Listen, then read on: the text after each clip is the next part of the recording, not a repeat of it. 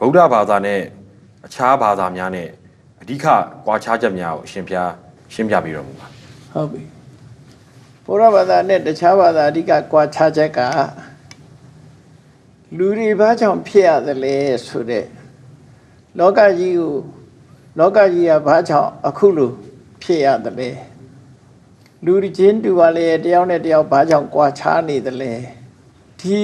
ဖြစ်ပေါ်နေတဲ့အခြေအနေတွေကိုကြည့်ပြီးအကြောင်းရှာတဲ့အခါမှာကွာခြားသွားတယ်လူဘာကြောင့်ဖြစ်ရသလဲကဘာကြီးဘာကြောင့်ရှိနေရသလဲဆိုတာတွေကိုတချို့ကဘလို့ဖြေထုတ်တော့ဆိုတကူရှင်ကြီးဖန်ဆင်းလို့ဆိုတဲ့အကြောင်းကိုသူရှာတယ်မှန်ပါဗျာတကူရှင်ကဖန်ဆင်းတယ်ဆိုအဲ့ဒါကိုရှင်းတော့တဲ့ဣတ္တရနေမာနဝါဒလို့ခေါ်တယ်မှန်ပါဗျာဣတ္တရဆိုတာကဘာကြီးကိုစိုးမိုးအုပ်ချုပ်နိုင်တဲ့တကူရှင်ကြီးကနေမာနသူ့စိတ်တိုင်းညဖန်ဆင်းလိုက်တယ်မှန်ပါဗျာဖန်ဆင်းလိုက်လို့လူတွေနဲ့တက်ရှိတက်မဲ့အရာတွေကပေါ်ထွန်းလာတယ်လို့သူတို့ယူဆတယ်မှန်ပါဗျာအဲ့ဒါအကြောင်းရှာတာပဲဖြစ်တယ်မှန်ပါဗျာနောက်တစ်ခုကဒါတွေက accident တဲ့အကြောင်းမရှိဘဲနဲ့သူကသူဖြစ်လာတာပါလို့ဖန်ဆင်းရှင်ဝါဒကိုလက်မခံတဲ့ပုဂ္ဂိုလ်တွေကအကြောင်းမဲ့ဝါဒပဲဆိုပြီးအဟိတုကဝါဒဆိုတာအကြောင်းရှာတော့အဲ့ဒီကလည်းဘာသာတစ်ခုဖြစ်လာတယ်နောက်တစ်ခုကတော့အတိတ်ကိုပုံချတယ်ခုနပုဗ္ဗေကတာဟိတုဝါဒဆိုပေါ်လာတယ်ဘာပဲဖြစ်ဖြစ်အတိတ်ကလုပ်ခဲ့လို့ဖြစ်တာဆိုပြီးတော့အတိတ်ကိုပုံချတဲ့ဝါဒလည်းပဲအကြောင်းရှာတာပဲဖြစ်တယ်တခြားဘာသာတွေက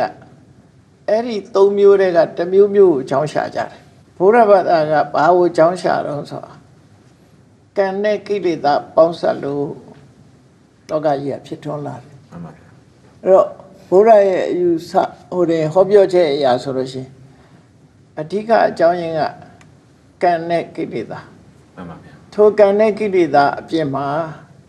ရုပ်ကိုဖြစ်စေတတ်တဲ့ကံစိတ်ဥတုအာဟာရဆိုတဲ့အကြောင်း၄မျိုးမှန်ပါဗျာနန္တရားကိုဖြစ်စေတတ်တဲ့အာယုန်နဲ့ဝဋ္ထုစတဲ့အကြောင်းတရားတွေကအမျိုးမျိုးမှန်ပါ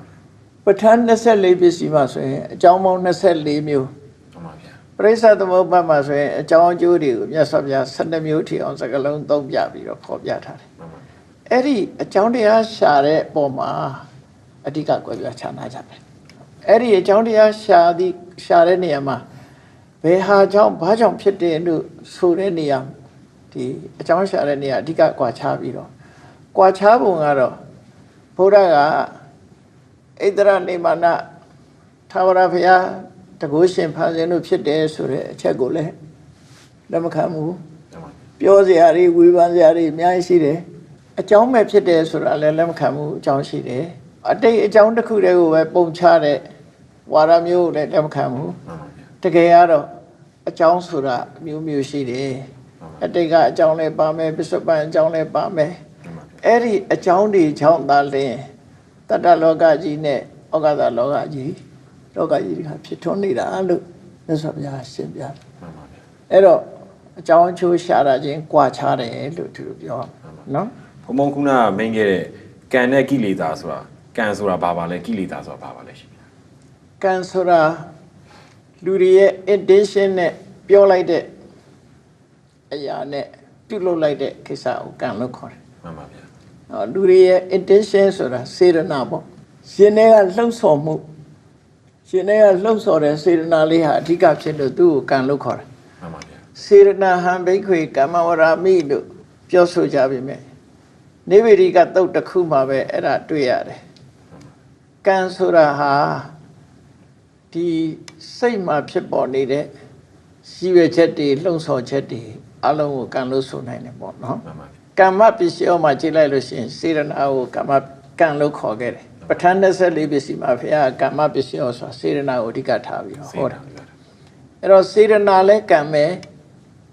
သူများပစ္စည်းကိုမတရားလို့ခြင်းနဲ့လောဘကိုယ်ဟာဖြစ်ခြင်းနဲ့အဘိဓါဆိုတဲ့လောဘလူတယောက်ကိုပျက်စီးသွားစေခြင်းနဲ့ဗျာပါဒဆိုတဲ့အမုန်းဒေါသ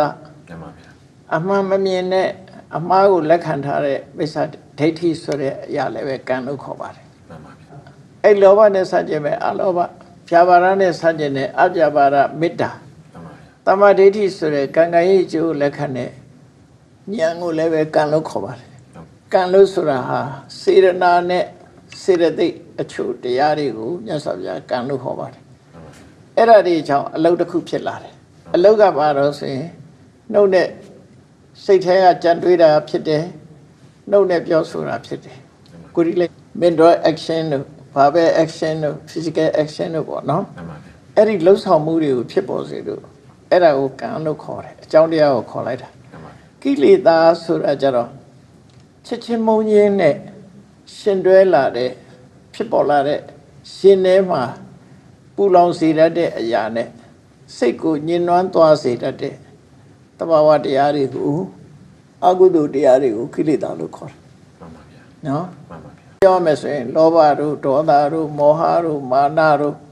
ဒါတွေကိုကိလေသာလို့ခေါ်တာနော်